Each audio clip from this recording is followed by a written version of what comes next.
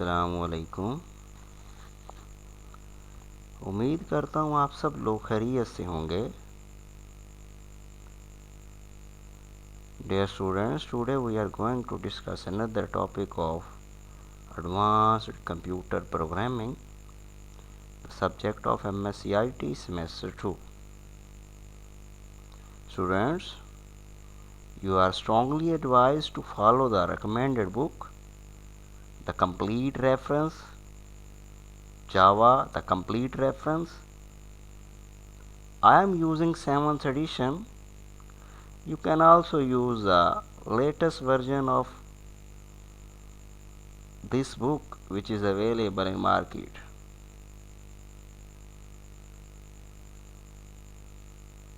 Dear students, आप लोगों को एक्सेप्शन हैंडलिंग का चैप्टर जो है वो जो मेरे पास बुक है उसमें चैप्टर नंबर 10 ये आप लोगों को लेटेस्ट वर्जन के अंदर भी मिल जाएगा। और डीप नॉलेज के लिए मैं आप लोगों को रेकमेंड करूँगा कि आप लोग इस बुक का चैप्टर नंबर 10 एक्सेप्शन हैंडलिंग का फॉलो करें। तो चलते हैं अपने टॉपिक की तरफ। डियर स्टूडेंट्स, लास्ट वीडियो के अंदर मैंने आप लोगों को बताया था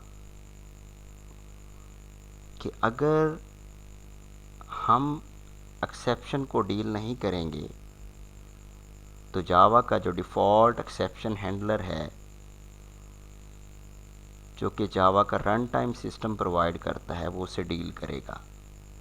और इसके लिए हमने 2 एग्जांपल्स भी देखी थी और जो हमने टॉपिक डिस्कस किया था वो अनकॉट एक्सेप्शन, कि अगर हम एक्सेप्शन को डील नहीं करेंगे तो उसके साथ क्या होगा।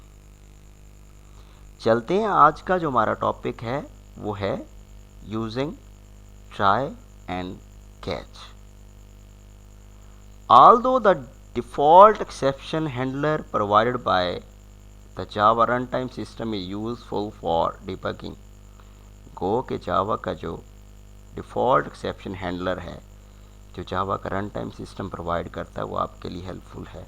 You will usually want to handle exception yourself, और समटाइम आप चाहते हैं कि आप एक्सेप्शन को खुद डील करें।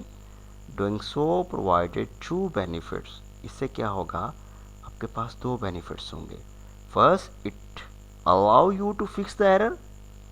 से क्या होगा कि आप एरर को खुद फिक्स कर सकते हैं, हैंडल कर सकते हैं। Second, it prevents the program from automatically terminating.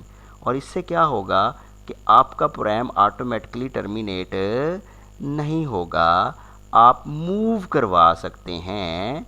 Exception को कॉल करने के बाद आप अपने प्रोग्राम को कंटिन्यू रख सकते हैं। ये हमारे नेक्स्ट टॉपिक होंगे। Most user would be confused to say the least if your program stopped running and printed a stack trace whenever an error occurred. Fortunately, it is quite easy to prevent this. अगर हमारा stack trace उस error को पकड़ता है और आपके जो है वो ख्याल में वो प्रोग्राम टर्मिनेट हो जाना चाहिए, तो हम इस प्रोसेस से बच सकते हैं, आप अपने प्रोग्राम को कंटिन्यू रख सकते हैं। To guard against and handle a runtime error, simply enclose the code that you want to monitor inside a try block.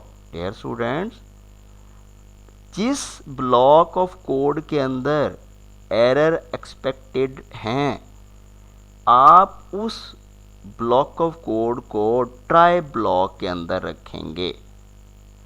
Immediately following the try block, include a catch clause that specifies the exception type that you wish to catch.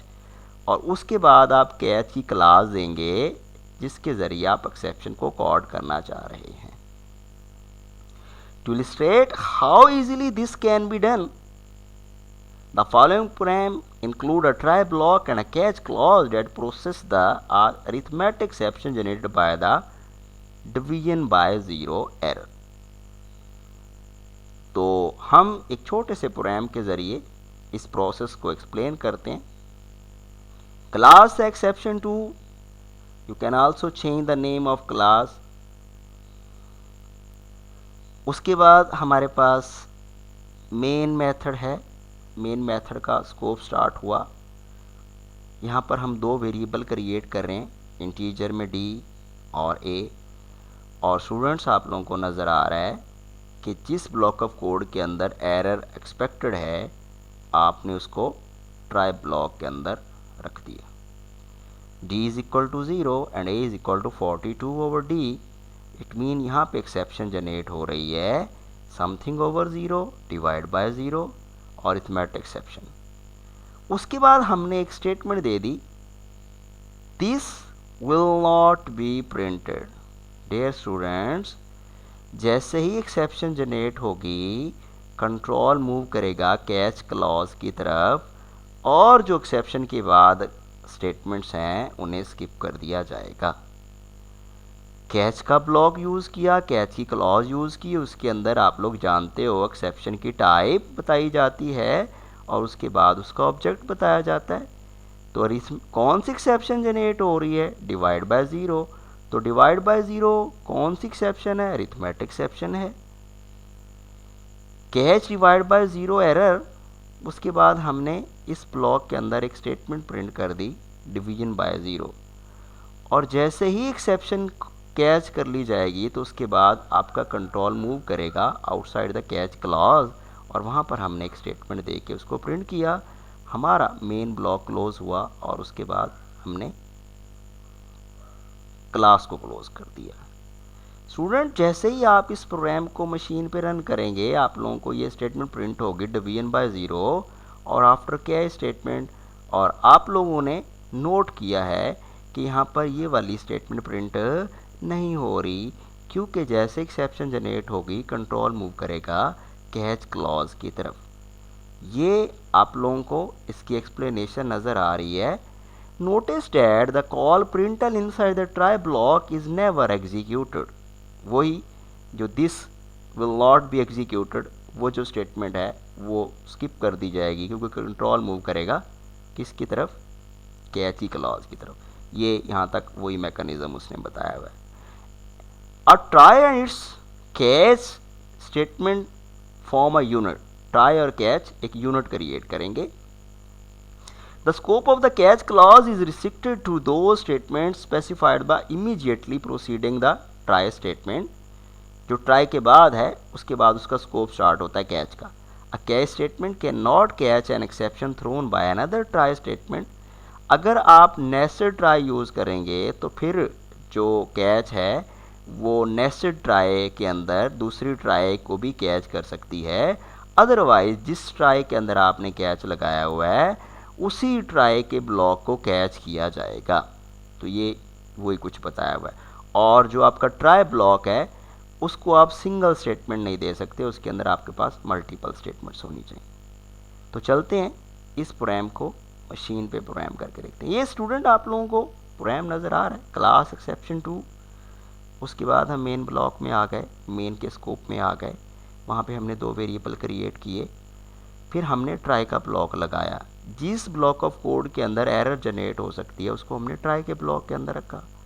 उसके बाद हमने ये statement दी हुई है, ये statement आपकी print नहीं होगी।